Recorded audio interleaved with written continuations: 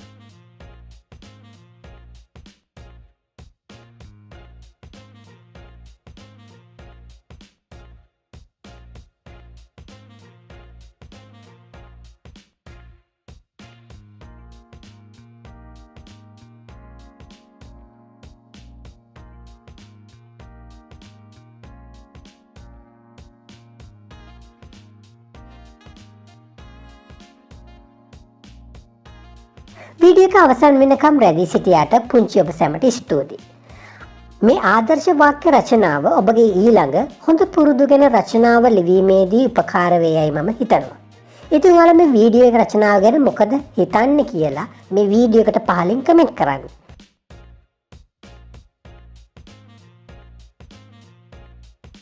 මේ වීඩියෝ එකට කැමති නම් ලයික් බටන් එක ඔබලා ලයික් කරන්න, ඔබ යාළුවන්ට ෂෙයා කරන්නත් අමතක කරන්න එපා. එසේ ලයිබ්‍රරි මගේ YouTube channel එක subscribe කරලා bell icon එක select කරන්නත් අමතක කරන්න එපා. එතකොට අලුත් වීඩියෝ එකක් දාපු ගමන් ඔයාලට දැනගන්න පුළුවන්. මගේ අනිකුත් රචනා වීඩියෝත් බලන්න. මම ඒ වීඩියෝස් වල links පහළ description එකේ දාලා තියෙනවා. ඉතින් එහෙනම් මගේ ඊළඟ වාක්‍ය රචනා වීඩියෝ එකෙන් හමු වෙමු.